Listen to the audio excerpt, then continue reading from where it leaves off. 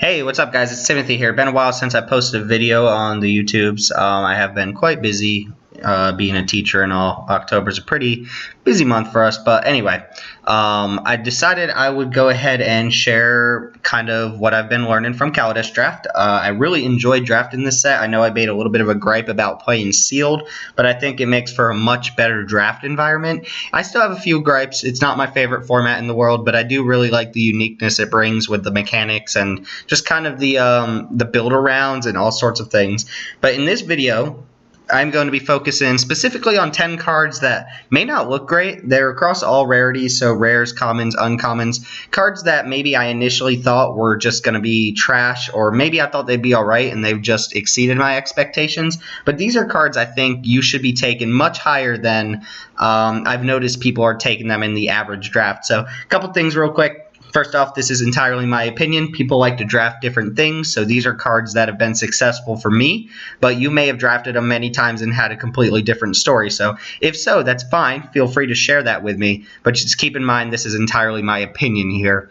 Also, these cards aren't necessarily first picks. I don't advocate for going out and first picking the vast majority of these cards, considering how good some of the rares and uncommons in this set are. These are just meant to be cards that I feel like should be valued much higher than what I'm seeing during actual drafts. And my information is coming off the back of about 15 to 20 Kaladesh drafts, including some day 2 drafts at GP Atlanta, which were pretty exciting for me. But anyway, let's hop into the cards here. The first one is a card that I actually kind of dismissed almost completely while looking at the full spoiler, but it has exceeded expectations completely, and that card is Trailhawk.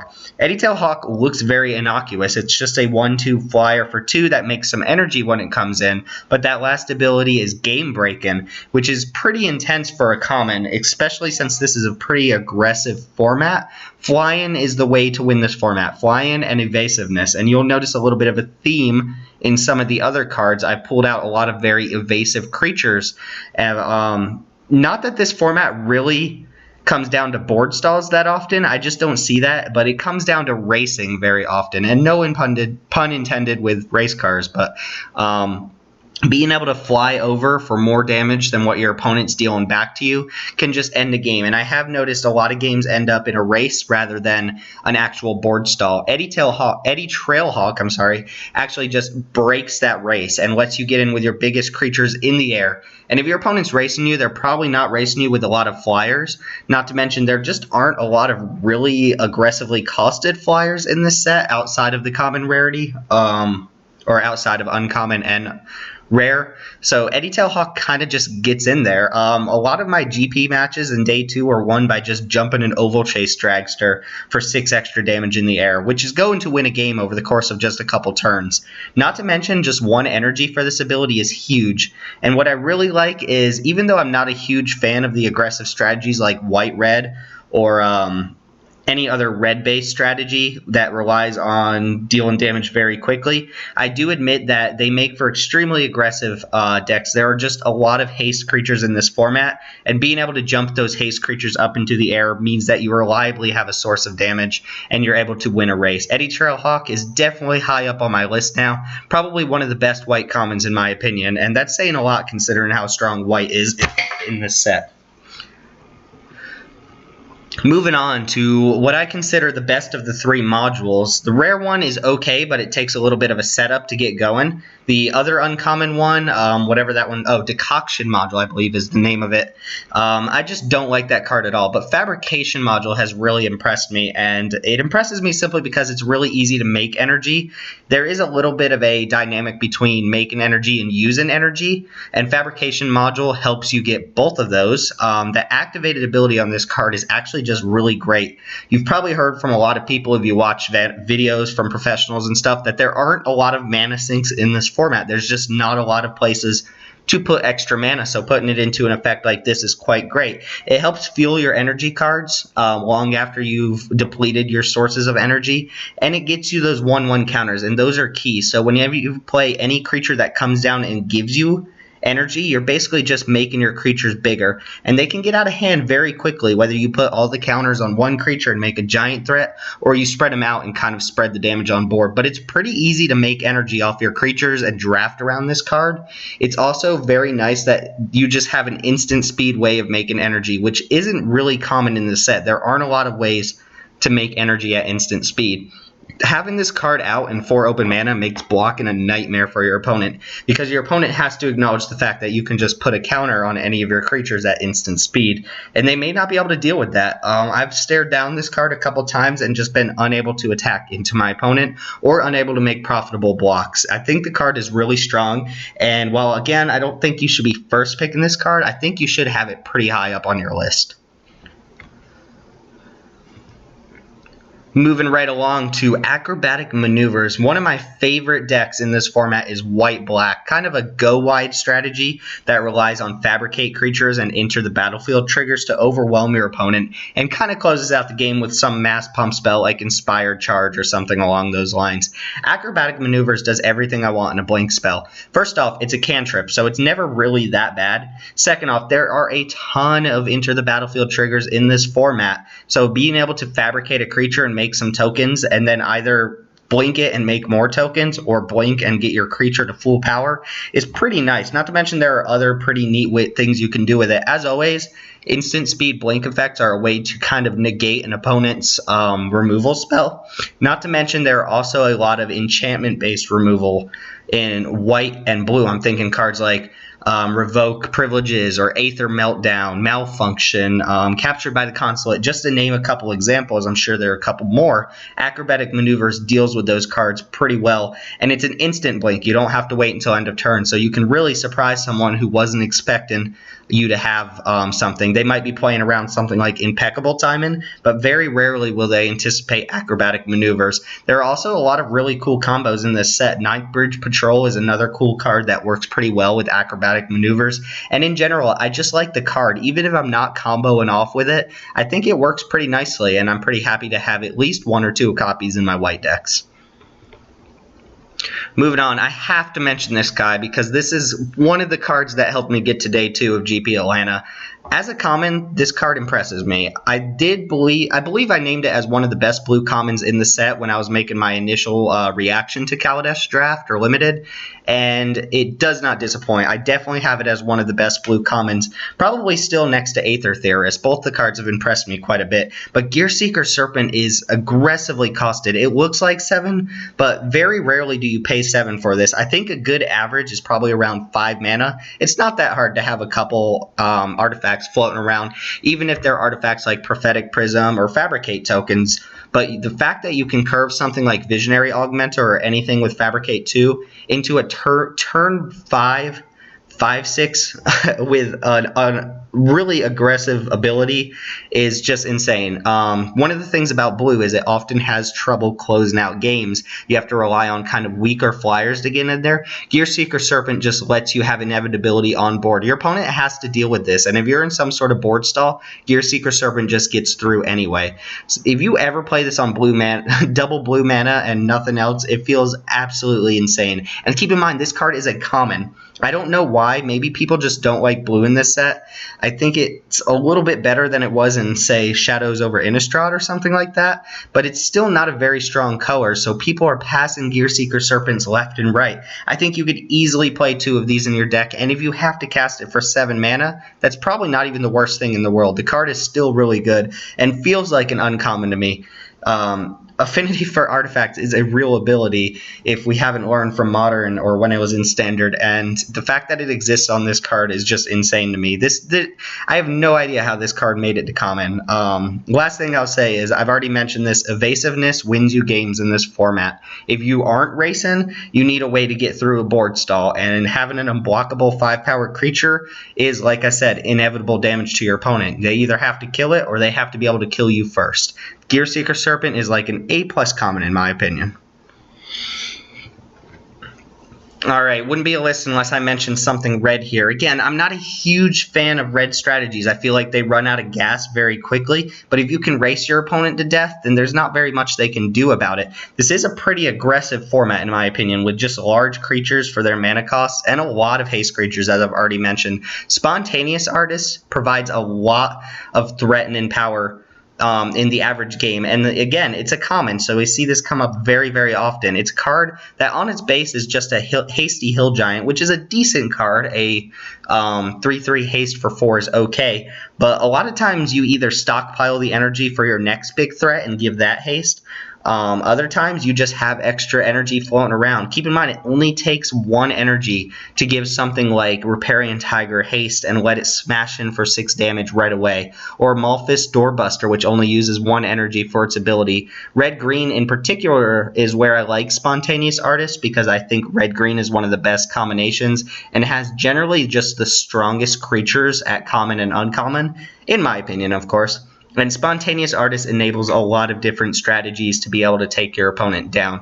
One thing I really like about the Artist is that it doesn't take mana for this ability. Giving creatures haste for a really cheap cost is not really anything new. Almost every set has something like this, but it usually costs around 1 red mana and sometimes requires you to tap a creature or a land, which a lot of times just doesn't work intuitively with what red wants to do. You want to be able to tap out, play your creatures on curve, and win the game. You can't afford to always leave extra mana up just to be given creatures haste. Spontaneous Artist lets you hold up energy instead of mana, which is way, way better. And honestly, there's not a lot of payoff to doing it at instant speed, but the fact that it only costs 1 energy to give a creature haste, in my opinion, is quite good, and it's one of the top red commons, in my opinion. Alright, rare time.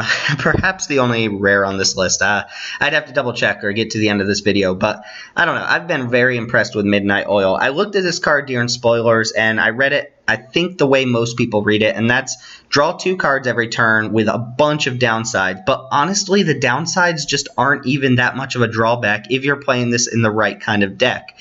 By right kind of deck, of course, I mean something aggressive, something that curves out a little earlier, something that is able to play most of its cards, maybe 2 cards per turn.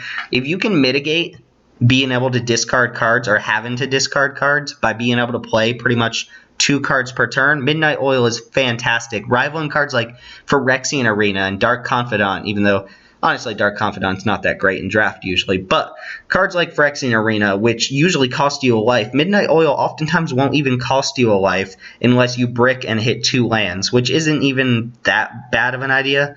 Or it's not that bad, honestly. The fact that you're drawing extra cards just filters through very quickly. Now, Midnight Oil also has a couple cool little combos with cards like Aviary Mechanic and Aether Tradewinds, where you can reset it, so to speak. And one other thing I'll mention here is that honestly, you start with 7 counters on this thing.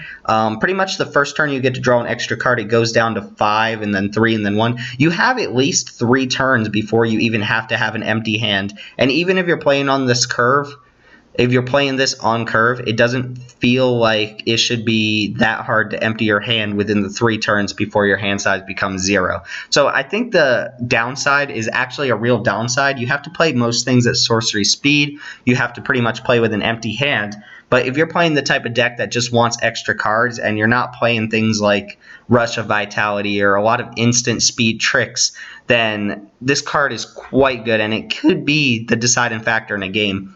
I don't know if you've ever played a game of Limited, but drawing 2 cards per turn will usually give you a huge advantage over your opponent. That's why cards like Padim are good in this set. And Midnight Oil kind of rivals that. It does have a brick of text on it that all sounds like downside, but don't be scared to play this card in an aggressive deck. It could just win you the game.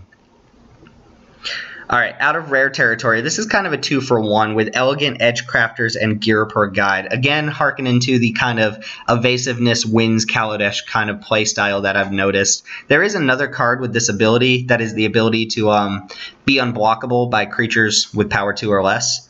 That card is Demolition Stomper, which is not a good card at all, so I kind of left it off this list. But these two cards are pretty good, and I see them going pretty late. I take Elegant Edgecrafters as a sign that green is open, whereas Gear Per Guide is less of a sign that green is open and more just kind of a card you'll draft and play if you happen to be in green and it comes around. But nobody's taking these cards highly, and it really baffles me. There are a lot of ways to go wide and just be able to chump block, which makes creatures in this format that are just really, really big much worse. Think about cards like Cal Prowler, the 6/6 for 6 with no abilities. That card is just way worse than it normally would be, simply because there are ways to go wide. There are cards like Puzzle Knot and things that make tons of little servo tokens that can chump block forever and ever. There are little cards like Narnum Cobra that can just trade off for huge things. Being able to sneak past those with this Daunt ability is pretty good. And I say Daunt because there was an article recently on Magic's main website that mentioned this was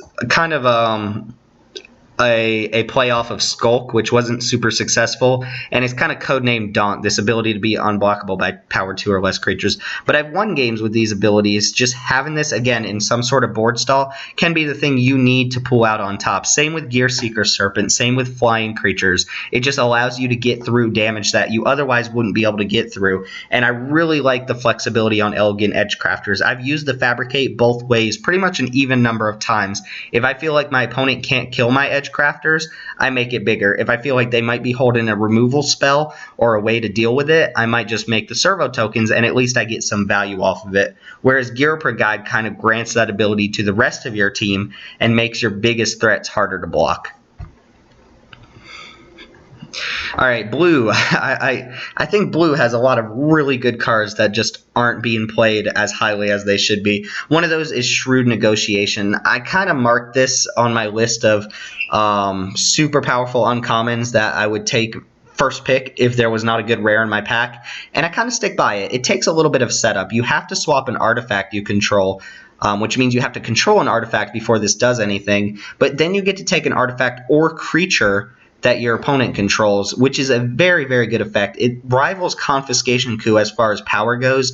It's a little bit worse than Confiscation Coup, simply because you have to give up something, and you may be forced into a situation where you have to give up an actual creature or something like that. But it's not hard to imagine situations where you play a Glassblower's Puzzle Knot, and then you give your opponent a Puzzle Knot they can't even use. Meanwhile, you get to steal their biggest creature. One thing I've noticed about Shrewd Negotiation is that newer players aren't reading the card. They read it and they assume you swap an artifact for an artifact, but you actually get to take a creature with this, and it's not an enchantment. It's a permanent effect, just like Confiscation Coup. So even though it's not always a exact 2-for-1, it functions like that a lot of times. Even if I have to give my opponent a servo, I'm fine if it means I'm taking their Gear Hulk or some big bomb that I otherwise may not be able to beat. I love this card. I take it very early, and again, it shows me that blue's open in the packs, but honestly, a lot of people just aren't drafting blue in this set, and it may be one of those things where if you're the only person drafting blue, even though the color may not be that strong, you really get rewarded by being passed cards like this late in the draft. All right, the last artifact, I think maybe the second artifact on this list, is Inventors Goggles. This card looks really crappy. Be honest, when I looked at it, I was like, +1/+2, all right, whatever. This card is great.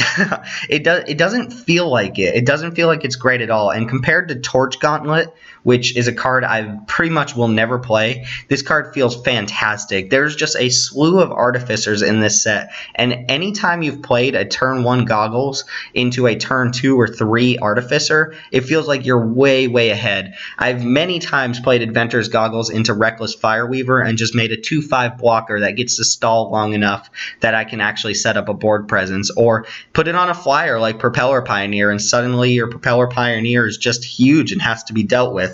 There are tons of Artificers across all colors, a lot with evasive abilities like Flying, Menace, so on and so forth. So Inventors Goggles definitely gets the nod in the decks that I've been playing it.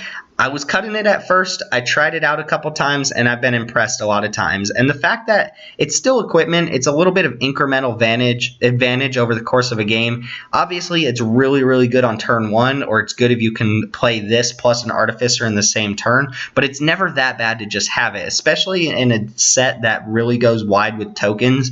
Being able to equip those tokens and make them just that much more threatening into 2/3s instead of 1/1s seems like a pretty good bet. The equip cost is pretty high, but honestly, you're not using that often. And again, if you're slamming in there with flyers, maybe you're playing the black-red aggressive artifact-based deck or something like that, then Inventors Goggles is probably a card you want in that deck since it counts as an artifact and gives you just kind of a tiny little edge over your opponent's other creatures if you're playing them on curve. And I believe this is the last card on the list, a card that I like quite a bit and a card that people just don't like at all. I've seen very polarizing opinions on Experimental Aviator. Some people have told me it's awful. Some people have told me it's been great. I personally love the card, and I draft it quite often. In fact, the vast majority of blue decks I've played have had Experimental Aviator in it. It doesn't do a lot, I'll be honest. This, again, is not like a first pick uncommon compared to a lot of the other cards on this list or other cards I'm leaving off this list, but it does enough at its mana cost that it justifies its spot almost every time. Those 2 Thopters are meaningful. Again, flying wins a game. Obviously, the 0/3 is not great, but it does provide a decent blocker while also letting you get in as an attacker. And the fact that it makes 3 bodies, all of which fly, lets you stabilize pretty hard. This might just be the top deck you need to be able to build up a board presence to get yourself back in the game if you fall behind. It's an Artificer as well, going pretty good with the goggles. It works really nicely in blue-white, which is, again, a type of deck that really wants to go wide or really wants to go do as much damage in the air, so you can play cards like Inspired Charge to just kind of get your flyers through for lethal damage. And again, it plays really nicely with bounce spells like the Aviary Mechanic or even Aether Trade Winds. Same cards I mentioned for Midnight Oil. Bouncing this to your hand and replaying it is just fantastic. Those 4 Thopters will pretty much either block for days or get you the win. I've played this card with Panharmonicon before, which I also saw on the Pro Tour, and it's just nuts and busted when you do that. Not that I recommend drafting Panharmonicon often, but if you're looking for a fun thing to do, those 2 cards definitely go hand in hand with each other.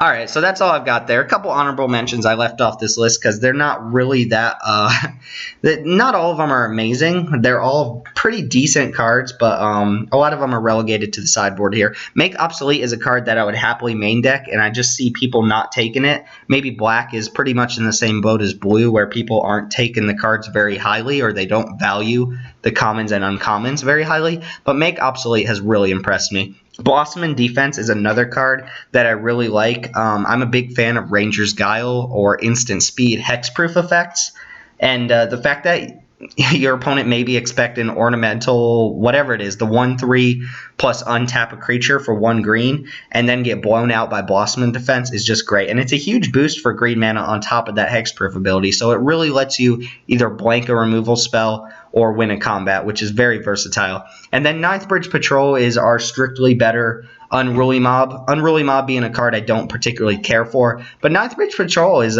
quite decent in this set with all the tokens that hit the graveyard and all of the self-bounce abilities and stuff like that. You can actually play an early Ninth Bridge Patrol and then get it out of hand. In fact, I've seen people whose whole goal in their deck is to just play this guy and then grow it out of control. So I give the card kind of a little bit of a higher grade than I initially did, but at the same time, I don't think it's first pick material or even really something you want very early or mid pack at all. It's the type of card, once you're in the deck you want it, you try to wheel it around, so I left it off this list for that reason. But at any rate, I appreciate you guys watching, taking the time out of your day. I hope you guys are enjoying Kaladesh draft. I have not made very many videos concerning Kaladesh, and the next one I plan on doing are the 10 cards I would recommend staying away from if you're trying to win Kaladesh, just based on my experiences alone. So be on the lookout for that video. As always, like, comment, and subscribe. Especially comment. Let me know what you think about the cards on this list, and let me know what cards you think are being underrated or not drafted as highly as they should be in Kaladesh draft. At any rate, again, like, comment, and subscribe. My name is Timothy, and I will see you guys next time.